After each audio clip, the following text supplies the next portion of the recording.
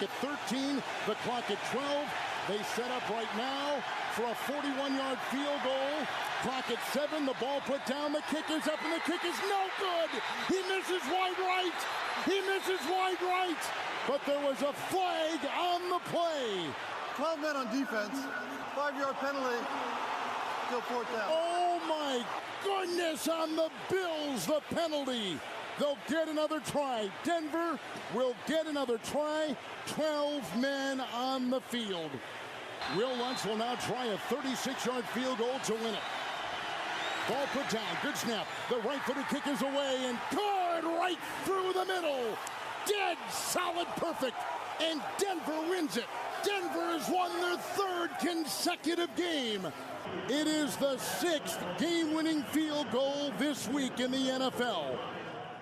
Pass interference, return, you call the blitz again. You got me played before. Yep. Is that why you went back to it? You got me before?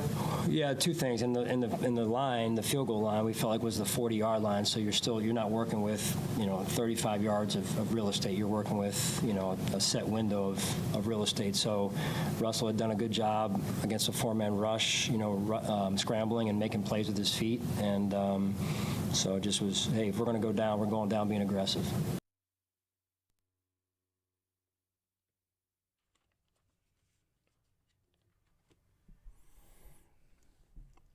Oh, you went down. You were aggressive, but you went down.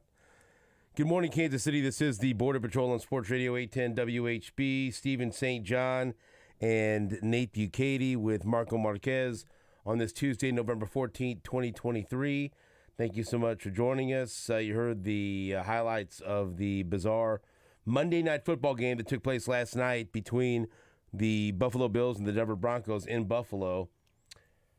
And just an extension of what happened this weekend, you would normally think that Chiefs fans would want the Broncos to lose. But if you're looking at we have to get over these petty rivalries now, especially now that the streak is over. It's in the books. It's done. The Chiefs won 16 in a row against Denver. Now we move on because at the end of the day, it's not just about beating Denver or beating the Raiders or beating the Chargers. The Chiefs do that enough. It's not even about winning the AFC West anymore because the Chiefs are going to do that again this year. Everything that we do, everything that we talk about, everything that we think about, everything that we bitch about, everything has to do with the Chiefs winning the Super Bowl. Nothing less. That seems elitist. That seems arrogant. That seems ridiculous, especially anyone our age that grew up pining for just one playoff win, pining for just one home playoff victory, pining for anything. We could only dream of a Super Bowl appearance. But now, this is all about not just going to the Super Bowl. That's not enough anymore, all right? Winning Super Bowls. As long as you have this window propped open by Andy Reid and Patrick Mahomes and Travis Kelce. And, we always mention those guys. Now, he deserves to be thrown in there. Steve Spagnuolo and this unbelievable defense. Super Bowl champions or bust. And so it's very... It's very unsavory. It's very distasteful to watch a game and want Denver to win it. It's very foreign to me. But I did it, and I'm a better man for it. Because I was able to put aside the petty differences and the hurt feelings from decades ago when their quarterback had horse teeth and would do things to hurt us. He can't hurt us anymore. That horse has no more teeth. All right? He's a toothless animal that's been put out to pasture. And so now we're all grown up, and we sit and we watch and we understand, yes, for the betterment of the Chiefs and for a clearer path to the postseason, yes, Denver beat Buffalo. And I struggled with that throughout the night until finally it just happened. You know, I wasn't trying to tell myself, come on, Denver. You watch this game, and Denver led the whole night.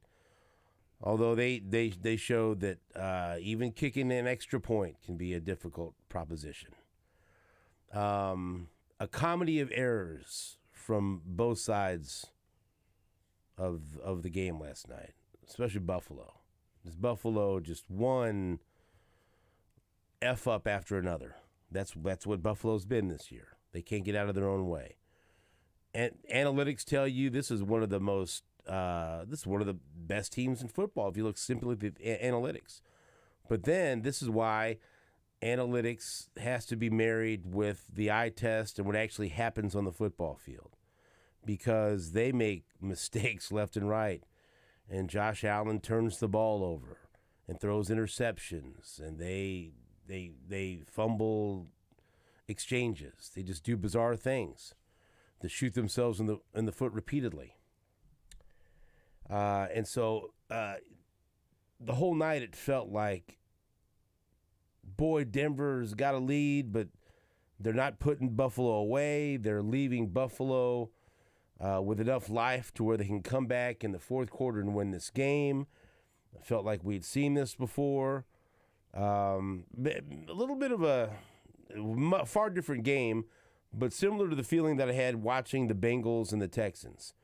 The Texans should win this game until at the very end they started to fall apart, and then the Bengals tied it like, this was the Texans' game, and now the Bengals are going to go to overtime, and they're going to win it, and this is stupid, until C.J. Stroud once again said, no, I got this.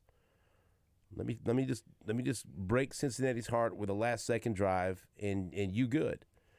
And so last night I'm watching this, and as soon as the Broncos scored that go-ahead touchdown and screwed up the point after, I don't know what you thought. I thought, oh, of course. Buffalo will score a touchdown with little time left. They will successfully kick the point after, and they'll win by 1 point. And the discussion, can you believe Denver couldn't kick an extra point and screwed up, and those 2 precious points were the difference of the game? But Buffalo, just So that's the way it kind of played out. And Buffalo took the lead, and you're thinking, no, this is going to be stupid. Russell Wilson's going to take some sacks or fumble the ball or throw an interception, tip pass, bat it in the air. Oh, Buffalo gets it. They win it. Hey. And this will give Buffalo life. Because let me tell you something. They are somewhat, to me, still a sleeping giant right now this season. Don't poke the bear. Let that bear sleep. Because they are talented enough. If they play their A game, if we've seen it, if Josh Allen is on, if Stephon Diggs is in it, they've got enough talent on that football team where they could beat anyone, any given Sunday, any given playoff game, whether it's in Buffalo, whether it's on whatever. That's their ceiling is very, very high. That's a talented football team. But as we've seen, their floor is predict their games from week to week, and you'll go crazy. You'll end up with a bank account like Marco. I mean, it's unbelievable. I'm sorry. Maybe you bounce back. Maybe you're successfully dancing with DraftKings Sportsbook. I don't know. I'm just using you as an example that people can relate to. And so I did not have a ton of confidence in Denver's offense. But, a couple of checkdowns, a couple of quick passes to Samaje Perine, and they're in business. They're on the edge of field goal territory. But again, this was a team that was having trouble kicking extra points. So pardon me if I didn't feel confident in their kicking game. But then Sean McDermott dials up an all-out blitz, And just as the broadcast user, one thing Russell can't do here is take a sack. And of course, as soon as that is said, Russell Wilson takes a sack, knocks him out of field goal territory. Like, oh, this is how it's going to happen. Mm-hmm. And then the next play, Buffalo, they're going to do the same thing, and it's pretty obvious. It's going to be an all-out blitz again, right? And so, who does the broadcast for Monday Night Football on ESPN? It's Joe Buck and Troy Aikman these days. Right? I wasn't watching that last night. But I'm not. I don't rush to say that. To praise Troy Aikman. That's not my favorite broadcast crew, right? Yeah. But Troy Aikman, in the play before, when Russell Wilson got sacked, said, "Well, what Russell Wilson needed to do is just let it go, just air it out." Right? Because Buffalo's taking a chance and throwing everyone at him. Just throw it up, throw it out there. You got one-on-one coverage. You got press coverage. Let one of you guys make something happen. I don't know how he said it, but that's how he said it. And so here goes the next play, and here comes Buffalo. And what did Russell Wilson do? Fired it up there. Just threw it up. And let me tell you something. Jerry Jeudy had his man beat by 5 yards. And if it would have been a proper throw, that's a touchdown. Although, I'm okay that it wasn't, because that may have been too quick of a score. Because I've seen, on the right night, give Buffalo 30 or 40 seconds, and they'll drive the field and score a touchdown. I didn't need to see that, right? And so what happens? It was painfully underthrown, way underthrown, to the point where Judy's got to come back to the ball, and the defensive back crashes into him. I know Mitchell Schwartz and some other people got pissed off, and man, that's one thing that I hate about football. A poorly underthrown pass gets rewarded like that. Well, no, I disagree. It's still up to the defensive back not to obstruct the receiver's ability to catch a football.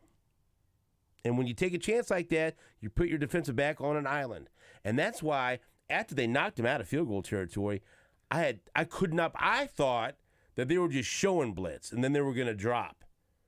I was stunned, because Russell Wilson, you can say whatever you want about him, let's ride Broncos country, everything else he's been made fun of about, right?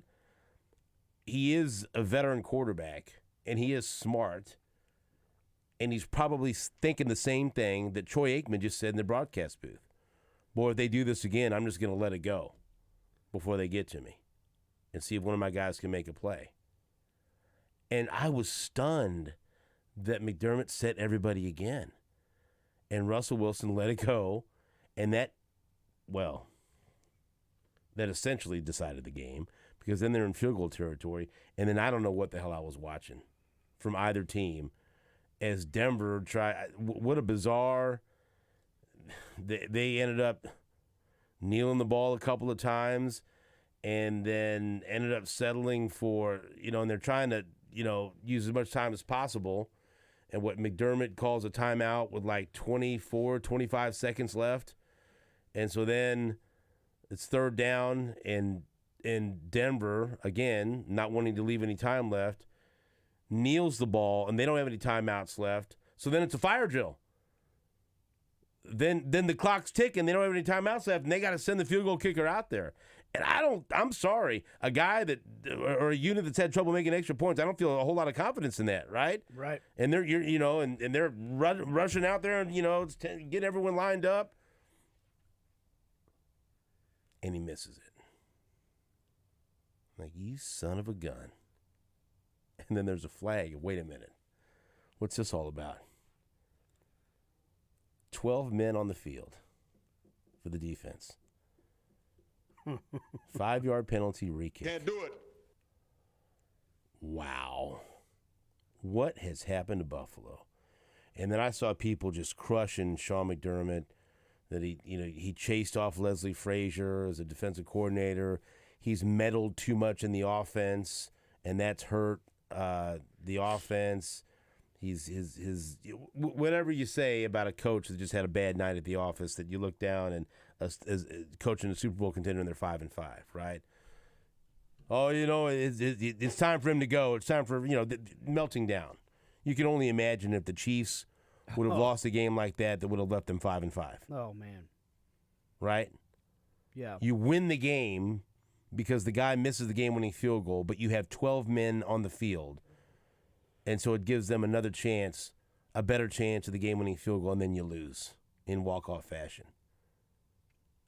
After you've seen this team make mistake after mistake after mistake the whole night long, and then the head coach says, well, let me get in on the action here. Let me show you how I can negatively impact this game. And the Broncos win, and Buffalo's 5-5. Wow. What a disaster. I mean, can you only imagine how pissed off you'd be if you're a Buffalo fan watching that? Oh, man. I mean, think about that. Try to put yourself through those circumstances and all the wide variety of things that happened. Especially when you're a team that might be worried about the window closing without having even gotten to the Super Bowl yet. Well, now you got to worry whether or not you're even going to make the playoffs. Right. What I'm saying is, had they been to a couple Super Bowls and won one or two, you might be able to go, hey, all right, look, we're having some problems, but we know this staff and this quarterback, they'll get us sorted out. We'll be fine. You know what I mean? Mm-hmm. I mean, look, we'd be going crazy in town here. Don't get me wrong. Everybody'd be freaking out about the Chiefs, but you got Mahomes and Reed. You know they can win the Super Bowl, right? Do you remember? Of course you remember, but I'm going to bring it up. He doesn't remember, but do you remember? And it's not the same, but maybe it could be. Because the windows weren't the same exact length of time, and Buffalo as a franchise quarterback and the Chiefs didn't. Yeah. It's not exactly you the remember same. But you remember the Chiefs starting in 89 and then 90, 91, continually knocking on the door. Yep. Knocking on the door every year. Yep. Well, they could be a Super Bowl contender every year. They have a chance. Well, now, DeBerg couldn't get him there, but now they're gonna go with Dave Craig. He throw the deep ball better. Now they're gonna trade for Joe Montana, and they see if they can get him there. Now you know what? Nope. Now it's Steve Bono. Now it's Elvis Grbac. But they were perennial contenders. Yes, and they had years where the team was good enough with the right circumstances to get to the Super Bowl, but they couldn't get there. And then do you remember finally how desperate they got? Yep. And they went out and brought some guys in that you wouldn't necessarily want in your locker room or in your culture. Mm-hmm. And then after the 97 season, going into 98, everything just fell apart, which led to the Monday night meltdown. Mm-hmm. And that was really the end. Yep. Right there, that was the big signal of the end of the Marty era, to where not too soon after that, Marty Schottenheimer was gone. Mm-hmm. And that decade of contention was just that. They were contenders for a decade. They always knocked on the door. They were more times than not in the playoffs, but they couldn't get over the hump. Now, Buffalo has a better chance of being successful in the postseason because they have a better quarterback than the Chiefs did in any of those years. Except, I still take that version of Joe Montana over a lot of quarterbacks, but still Josh Allen is a very good quarterback. And so Buffalo has a better chance. But it kind of feels like what you're talking about, like there's a certain window with a group of players that is open that you can get, seriously get to the Super Bowl. And as long as they have Josh Allen, they're going to have a chance. They're going to be good. I don't think they're ever going to be terrible. But man, they're taking. We saw a huge step backward last year when they lost at home to Cincinnati in the playoffs, and now this year they're going to be in a battle for the playoff lives the rest of the season. Mm-hmm. And so you have to wonder: is the window closed for this version of Buffalo? Is McDermott going to survive this? Are they going to have to take 2 steps back to take one forward? I mean, you know, it just Yeah. There's a lot that's up in the air, and let me tell you, and again, if you're trying to build your bank on predicting the Buffalo Bills and future outcomes, then you could go bankrupt. But I don't know if anyone's taken a look at their schedule. Oh boy. Their next game they host the Jets. I say they should be able to beat the Jets, but they didn't beat the Jets the first time around.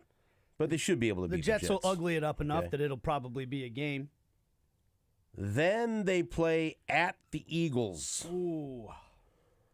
Then they have a bye week. Then they play at the Chiefs. Mm-hmm. Then they host the Dallas Cowboys. Mm-hmm. Then they're at the Chargers. They host the Patriots. That's a layup. It should be. And then they finish the season at the Dolphins. Oh. They still have to go to Philadelphia, to Kansas City, to the Chargers. And I get it. The Chargers are no world beaters. But the Chargers, who knows? They'll be in the game. Okay. They'll be in a 3-point game with anybody. At the Eagles, at the Chiefs, at the Chargers, at the Dolphins, and a home game against the Cowboys. And they already have 5 losses. And so, you know, I don't know what to tell you about the Buffalo Bills. It's Back bizarre. to the drawing board. They beat themselves. Mm-hmm. Mistake after mistake, and the coach just, I mean, now he's having to answer questions. I mean, you heard that right there, you know. Why the hell are you sending, you know, an all-out blitz on back-to-back plays after you already knocked him out of field goal territory? You played right into Denver's hands, and Denver knew it was going to happen. Troy Aikman, and we all saw it, and Troy Aikman told Russell Wilson, you know, basically what to do. Hey, they do this again, but that's what you got to do. You can't take a sack, and he did it. Yeah. It was like this just made Troy Aikman a good analyst. What are you doing, Sean McDermott? He's making good points off of you. What's happening? So now when you look at the playoff picture right now today, Chiefs on top 7-2, Ravens are 7-3, Jacksonville 6-3, Miami 6-3, Pittsburgh 6-3, Cleveland 6-3, the Red Hot Houston Texans are 5-4, and then the Bengals on the outside looking in at 5-4 because they lost to the Texans. The Colts are 5-5. The Bills are 5-5. The Raiders are 5-5. The Chargers are 4-5. The Jets are 4-5. They're all just now in the swamp with all these other teams, trying to make their way out of it. And their schedule does not cooperate, so they got to figure things out real quick, or they may not make the playoffs. Who knows what happens from this point on? Isn't it crazy to sit there and picture an AFC postseason without the Bengals or the Bills? Doesn't mean it's going to work out that way, but you can actually – it's not like you have to really strain credulity to picture that happening right now, which before the season would have just seemed unthinkable. That's why the NFL stands for not for long, Steven. The league changes fast, and that's another reason that we should not take for granted at all the level of consistency the Chiefs have played with ever since Andy Reid has been here. And a couple of those teams that have 6 wins, the Chiefs have a head-to-head victory over the Jags. The Chiefs have a head-to-head victory over the Dolphins. The Steelers do not scare me. The Browns, their ceiling, they could probably beat anyone. Like if Deshaun Watson has a really good game with that defense, they have a somewhat scary ceiling. Houston, I don't know, man. You can count them out if you want. But that coach knows what he's doing, and they have a dynamic quarterback. So on the right day, they've shown they win at Cincinnati. That's all you got to know. You know, they can beat anyone on the right day, but can they be consistent? And can they be consistent enough to get to the playoffs? You know, Miami, their A game could beat almost anybody. Jacksonville is bizarre. I don't know what to make of Jacksonville. I don't know what to make of Trevor Lawrence. And Baltimore is really good and really talented, but they just blew a game against Cleveland. So everyone's got flaws, including the Chiefs. The Chiefs have flaws. But guess what we're finding out? They don't have as many as everyone else in the AFC. Yes, sir. They have the fewest flaws, and they still have an offense with upside. and a defense that's getting better, a defense that's scary if you're another AFC contender. Because the Chiefs can win games without their offense reaching the ceiling. And I still think there's plenty of room for improvement that we're going to see. It's going to happen. It may not get to the level of offense that we've seen the past couple of years or any year under Patrick Mahomes, but it doesn't have to be. We just have to see some improvement because this defense is a championship-level defense, and I'm telling you, I think the rest of the AFC is screwed. And I'm happy for it. Let's go. It's football, people. Let's have fun. Back after this on WHB.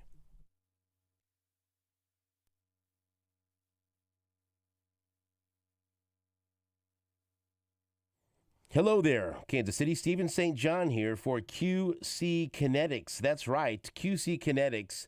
And if you have pain in your knees, your hips, your back, don't let it sideline you any longer. Don't let anyone tell you that surgery is your only option. Call QC Kinetics and find out about the future of pain relief. My wife has been going to QC Kinetics for a few months to help with the pain caused by her carpal tunnel syndrome and also lower back pain, and she's been very happy with the results. QC Kinetics is the nation's leader in regenerative medicine, restoring and repairing damaged joint tissue the natural way. This is the science of using properties from your own body to bring you lasting relief with no drugs and no downtime. Get started now so you can live big in 2024. You can use your FSA and HSA and put them to work getting you the relief you need so badly. Again, no drugs, no downtime, no surgery. Call QC Kinetics for a free consultation and let their medical professionals give you a better path toward that pain-free life. 816-412-6299. 816-412-6299. Located on 435 and State Line and also in Gladstone. 816-412-6299. QC Kinetics.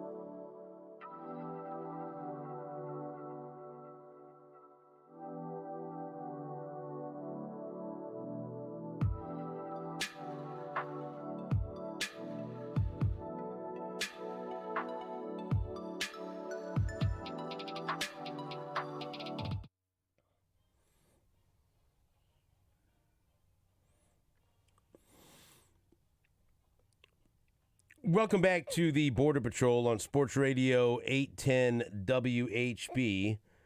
Stephen St. John, Nate Bukaty, and Marco Marquez, now joined by Kansas head football coach Lance Leipold. Coach, good morning. How are you? Good morning, guys. I'm doing fine. How are you guys doing? Doing very well. Thank you, as always, for joining us. We appreciate your time. I know you got a busy schedule, but always glad to talk to you on Tuesdays. I know it was a tough loss for your team on Saturday, but I wanted to start off with something. I look at it as a positive watching that game.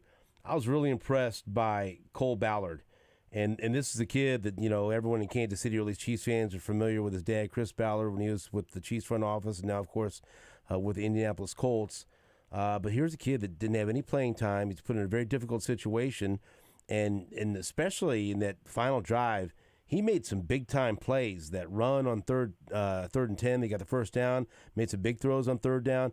I know the end result isn't what you wanted, but, boy, that kid really showed a lot. That was not an easy situation he was put into, and I thought he really showed a tremendous amount of toughness and the ability to make some plays when the game was on the line. Yeah, Steve, spot on. Cole Ballard from the time he's arrived, and his father has been a friend for 30 years, and it was very, very apparent the first time I met Cole that the moxie of his father was definitely passed along. And since the time he's been here, and I think I said it in my post-game press conference too, is really kind of his father, Chris, had told me that, the advice of Andy Reid was to make sure that as Cole was growing up, to get around when the opportunities presented themselves, when they lived here, to be around the locker room, to be around the practices, so that the moment doesn't get too big when time arrives. And I think that advice and what they did really paid off for him in his first extended playing time. And like you said, he made some plays. He didn't hesitate. He put his foot in the ground and he ran, and he made some big first downs for us. He didn't flinch whatsoever. And, as we're heading in, he's going to have to be ready to go this week for us in a big game. Coach, I think this is really interesting ground to cover, because you've talked to us about being the son of a coach. I was listening to Daniel Jeremiah, who's a former NFL scout, talking about when you see these legacy-type players, kids that their dad either played or coached or was a GM, and he always talked about the dinner table conversation. He said, when you grow up in that kind of a household, your conversations around the dinner table center around not only the sport that you might be playing, but maybe a lot of the thoughts that the dad has about mentality that you have to what it takes to compete and be good at the highest level. And I'm curious, you just used the word moxie and talked about, the moment not being too big for him. Any other ways, whether it's being able to understand X's and O's, or just understanding the mindset you have to have day in and day out, that you see that he gets from his dad? Yeah, I think it's, I think it's probably the best way to say it is get back to work type mentality. It's about what's happening now. And I think, so much, whether it be social media, regular media, everything else, and then there's the reality of what's going on inside the building each and every day, of preparation, hard work, what you have to do next. I think some of those things where sometimes, whether it be outside noise, whether it be positive pats on the back or negative criticism, you have to block those out. And I think you have to go into making those decisions about what gets you better, how to be a good teammate, how to be prepared. And I think that's been the thing, is because once Jason was hurt, it was just one of those situations where you look at Cole and he's going to give you the look, yeah, I'm ready to go. And he didn't get a lot of work in practice. It's hard to always, he may get 30% of the reps during a week as the number 2.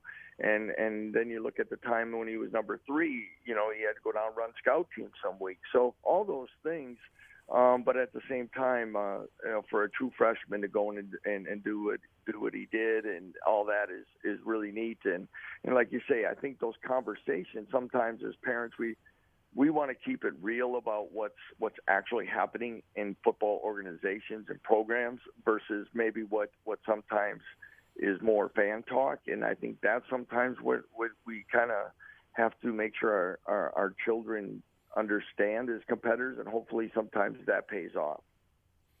Lance Leipold is our guest, and so Jason Bean obviously was out of the game, and that's why Ballard was playing. But you had some recent comments that you feel like there's at least some optimism that Jason Bean could be back in time for Saturday's game against Kansas State. Is that still the case? Yeah, it's whatever, 6:39 or whatever at the moment, so I haven't heard anything yet.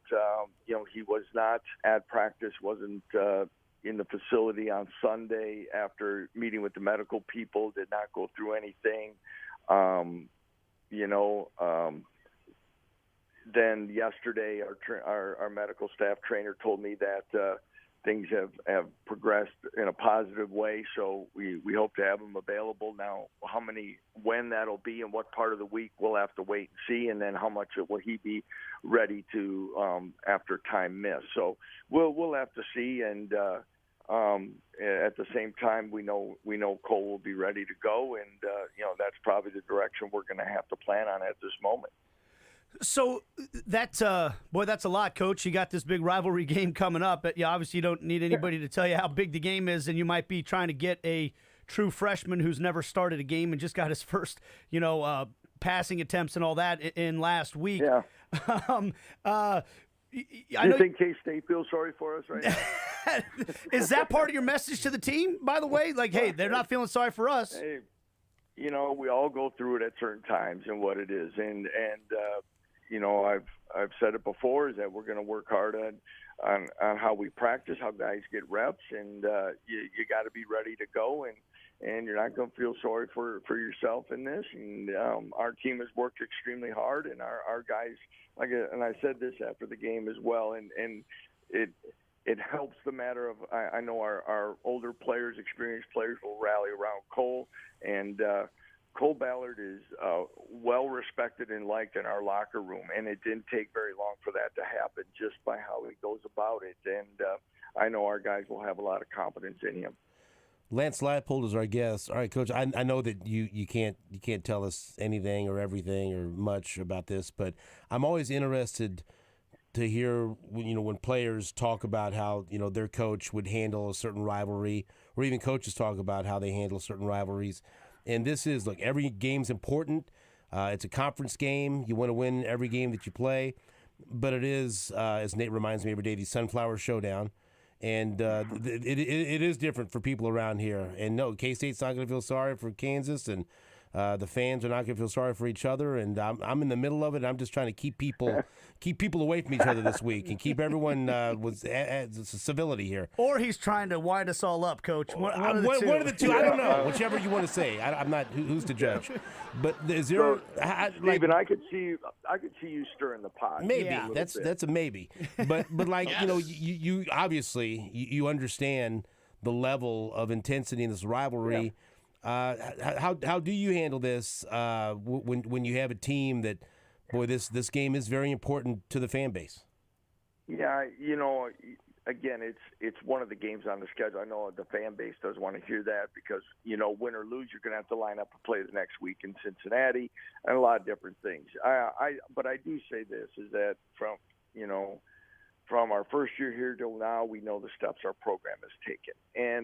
And I said it then, I'll say it now, and no matter, who's available to play and when, is that it's been our responsibility here at KU and within the walls of our building here as a staff to try to make this rivalry more competitive, and competitive not just one time, but year in and year out. And I think we've taken those steps, but Saturday at 6 p.m., we're going to find out if we have or not. And they're defending conference champs. They're playing extremely well again. And again, I don't think there has to be a lot said as far as who we're playing, what's at stake, what it's all about.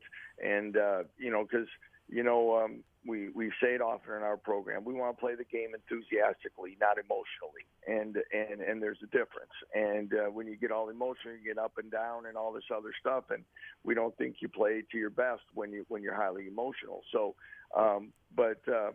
they're excited, and they know it's, and also it's our last home game of the year. So there's so many things that go into it. The one thing I'm not concerned is about us being excited about the ball being kicked off on Saturday night. I know you told a brief story yesterday to the media coach about a time during I think it was your time at Wisconsin Whitewater where you had a rivalry game, and maybe the team got so wound up and excited for it that they were emotionally spent before the game or early on in the game. When did you notice it? Like, when did you realize, oh, man, these guys might already be spent? Well, yeah, they did a senior talk, and our seniors did a talk over the summer as they wind down the last day of summer workout, so to speak, before they get to go home for a few days. And that way they have a chance to talk about, a little bit of their experience heading into the season. And in fact, after I left Whitewater, I thought it was a really good idea. The assistant that replaced me, they did their senior day the very first game of the year to kick off the season, which I think is a really neat idea because then you still have a lot yet to look forward to, and if an unfortunate injury or something like that happens, you still get to recognize everyone. Well, what happened was we did a 2.5-hour plus talk, and guys are crying, guys are laughing, all these other things, and all of a sudden it's kind of hitting them, and that those emotions the night before were draining. That we went into the game, I thought, really flat. Because then, you introduce the seniors, they go out to hug their parents, hugging coaches, hugging each other, and then all of a sudden the emotions of all those things kind of overshadow what's really going to happen in a few minutes when the ball's kicked off. And you got to be careful for that and try to balance it all. Hey, Coach, before we let you go, speaking of Senior Day, I'd love to get your thoughts on this senior class and considering what you came into as a coaching staff for this program, the guys that are here you're going to be honoring on the weekend. What would you want everybody to know about this senior class? Well, it's a special group for a lot of reasons. For the guys that have been here for a long time, some had multiple, 2 or 3 head coaches. Some had, a gamut of position coaches. All those things that they persevered to have a chance to go to 2 straight bowls. It's probably something they only dreamt about when all the other things were happening. Then you have the guys who transferred in. Then you have some guys who are walk-ons. And everybody has done their part and worked extremely hard. And I'd hope they would view their time, no matter, 5 to 6 years or 6 months or whatever it is, that their time as a Jayhawk has been beneficial to themselves personally, because I do know they've made a big impact in moving this program forward and helping our university. Coach, as always, thank you so much for the time. We appreciate it, and we will talk to you next week. Sounds great, guys. Have a great week. Thank you. Rock Chalk. That is Lance Leipold. Why do people accuse me of stirring the pot? I'm tired of this. We could hand you the smallest spoon, and you could stir the biggest pot, buddy. Yeah. I'm sure you could hand me a small spoon over there. Marco likes it. Mason Fairchild, Kenny Logan Jr., Quentin Lassiter, Rich Miller, seniors. I mean, I'm looking at the roster as I see it. Those are the only 4 seniors on the squad. It's a good sign for the future, I guess. I don't believe you. Those are big-time names. I mean, that's what I'm looking at here. Mm-hmm. That's wild. Let's take a break and regroup. Thank you to Lance Leipold for coming on the show. We appreciate it. We'll be right back after this on WHP.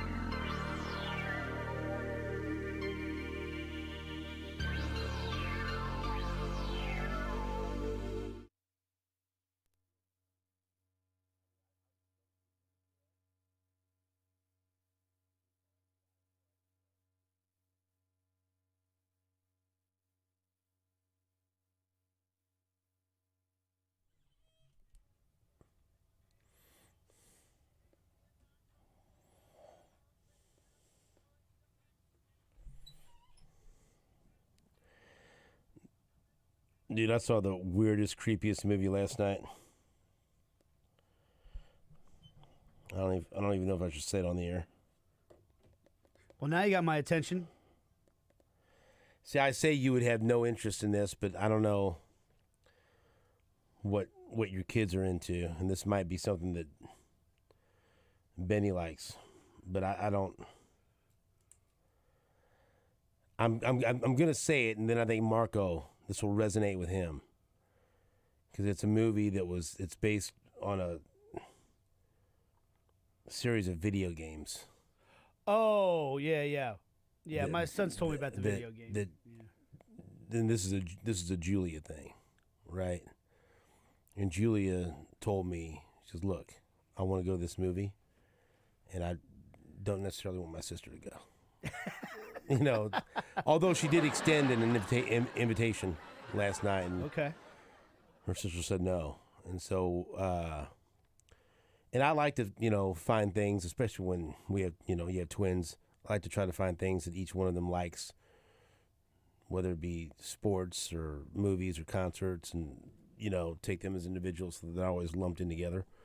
So, okay, we'll go. What movie is it? And she said, Five Nights at Freddy's. I said, what's that? And she was just watch the movie. Don't make me explain all this. Yeah, so I'm quick touching of base with Richie and Phil. Like, what's this all about? She said, oh, it's this game. You just go. It'll be fine. Kind of a horror movie, but not too gruesome. But it was kind of, I don't even know what to say. It was like clearly based on Chuck E. Cheese or Showbiz Pizza. That's One of those pizza places where the animated, animals, they sing. Yeah. I'll tell you something. Susan was scared to death the whole movie, hiding under a blanket in the movie theater. Because we take blankets. We take blankets in there. Okay. Because it's cold. Susan and the Any girls funny are always business happening under those blankets? No, they're always cold. Julia's. Oh yeah, your daughter's. They're always never cold. They're always cold. Yeah. Ooh, it's cold in here. Yeah, theaters are cold. Ooh, Yeah. I love it. And like, it took me. I actually I like scary movies. I enjoyed it. Right. I had no idea what to expect. Different type of scary movie. I'm not even sure what I saw, but I liked it. And she was like, "Did you like it?" I said, "You know what? I did, and I know how much you liked it, and that made me like it even more." Mm-hmm. And there was a couple people like Matthew Lillard, who was in the Scream movies. He was in it. Mary Stuart Masterson, who was a star back in the 80s. You ever see the movie Some Kind of Wonderful? No, but I remember that name. You would Google her. Yeah, I remember she's her in name. Enough classic movies you'd know. Yeah, so I just, I don't even know really what to say. I saw it. And I feel like maybe that's Marco, or is that on your list? I watched it. I watched it at home. It's because it's streaming on Peacock. Yeah, Yeah. I don't do so well with scary movies in theaters anymore. Was that scary for you? No, not really. Would it have been in a dark movie theater? Would you have been a little scared? No, it was kind of comical. Yeah, seeing the things I enjoyed it actually. I enjoyed it. It was like original, and I didn't know anything about the video games. I never played them either. I thought it was. I don't know. Yeah, the point of the video game is basically you have to survive 5 nights at Freddy's, right? Well, like where the machines come alive and try to kill you, something like that. Freddy Fazbear's Pizza. Uh-huh. So. Yeah. He's been telling you, is that on the docket? Is that something? He hasn't asked me to go see it, but I know he's played the video game. She wanted to see it in the movie theater, but you could watch it at home on Peacock. Gotcha. But I was, Yeah. I try to open myself up to things like I normally would not have seen that, but she was adamant about it and she was thrilled with it. So I mean, I don't know. I think that I think it was. It was a kind of a dumb scary movie. I'm more looking forward to it. Maybe your kids are too. The new Hunger Games movie coming out this weekend. Dude, yeah, I'm in. Deal. You know who's in that, don't you? Rachel. No, I don't know. Peter Dinklage, baby. Oh, Peter Dinklage. Yeah. I saw that in the Peter preview. Dinklage. Let's How go. How many of those movies have there been? Because I've only seen There the have been first a lot, one. and I've watched them. I like them. So I like those. I like the first one. Yeah, well, there's. You put Peter Dinklage in a movie, and you've got me in the movie theater. You've got me there. And it looks like he plays a good role, doesn't it? Short King. Yeah, no, he's going to be, him and Viola Davis, I think, are going to be the villains in it. But okay. Yeah. I enjoy both of them, but Peter Dinklage, yes. Yeah. I mean, he earned enough with me. I mean, it's just simply from Game of Thrones and Elf alone, I will see anything that he's in. Also, he's in a really good movie called The Station Agent. But yeah, he's terrific. I'll go see that. We our family's been watching the Goosebumps series that just came out. Is that good? It's good. Yeah, like we like it, and it's got a couple of actors that I've seen before, and I'm trying to remember the guy's name and like what all he's been in. Curtis Seabolt. Yeah, no, it's not Curtis Seabolt, but yes, sir. No, it's pretty good. We've enjoyed it. Yeah, I wonder, and it's about basically it's about some high school kids and all that stuff. So I wondered if your daughters might be interested in it. It's streaming on Disney, but it's relatively scary. Let me tell you something else. I don't know why your name comes up way too much in our conversations. They showed the preview for last night, and I shouldn't laugh, but it damn near made my wife cry. She was so scared from this trailer. And then I looked at that, and I'm watching her, and even Julia was like this. And I said, you know what? I'm going to go, Susan, I'm going to take you and Nate to see this movie. She goes, I'm not going to see this movie. I said, yes, you are. I'm going to tell you we're going to a different movie, and then we're going to go, you better not. Dude, go look at I shouldn't even say this. Maybe not for kids to look at this trailer. Okay, get a commercial break. We're going to watch a trailer for a movie called Thanksgiving. No, I've seen we're going to watch the trailer. Because normally, I told Susan, I said, I could invite Nate under the guise, like, Nate, your favorite holiday is Thanksgiving. Yeah. There's a movie about Thanksgiving and about a pilgrim. Let's go watch it, and let's really enjoy your favorite holiday. And maybe I could trick you getting in the movie theater. And then Marco's down. Have you seen this trailer? No, I get mad every time I see the trailer. How do you think Nate would do with this? Oh my God, he would never be able to look at Thanksgiving the same. There was a woman in the oven as a turkey. Yeah. And then the guy's like, let's eat. Right. That's exactly right. I'm not watching that movie. It makes, every time the trailer comes on, I like leave the room because it upsets me. Justin Long is in that Goosebumps. He was like the nerd from Dodgeball. Yes, but stop changing the subject. What about Thanksgiving? Not a chance in your life. It upsets me that this is even a concept. You know, you can't control when there's enough anti-Thanksgiving rhetoric out there as it is that really offends me. Well, why is this anti?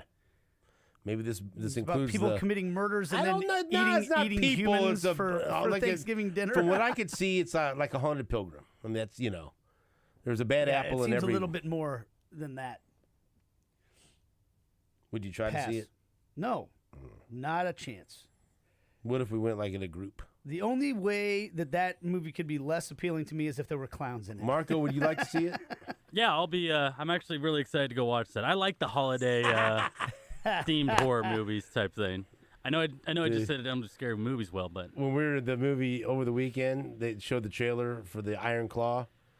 Oh yeah. I let out a yelp again. I cannot wait to see this freaking movie about the Von Erich family. The Von Erichs, the first family of professional wrestling, and the cast of this movie is so freaking good. My man from The Bear is in it.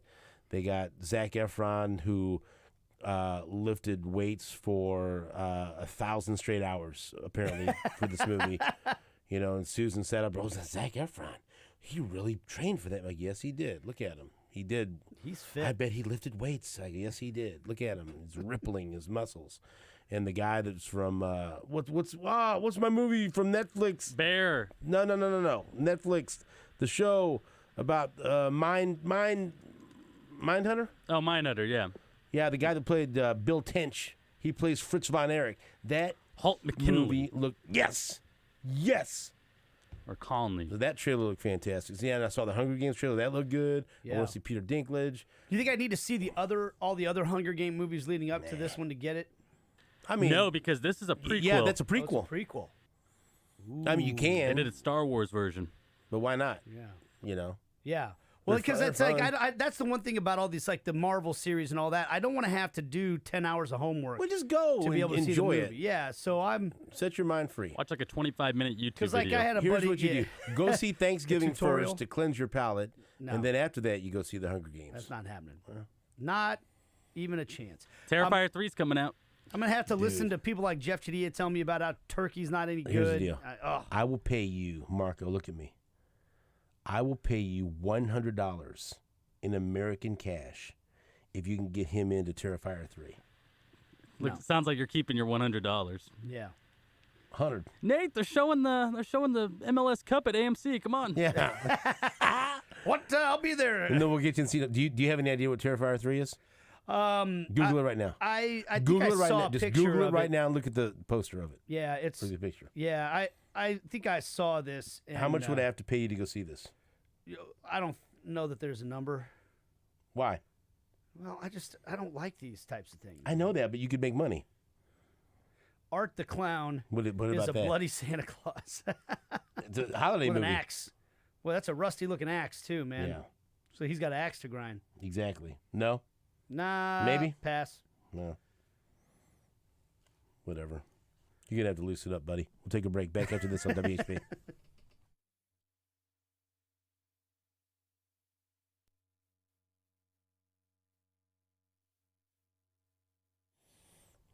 Try to take a guy to see a movie about his favorite holiday. What thanks do I get? Nothing. I'll tell you what thanks you can get at From the Earth Dispensaries. How about that? From the Earth has some great deals on handheld cannabis products running Monday to Thursday, the 16th, which is just in a couple of days.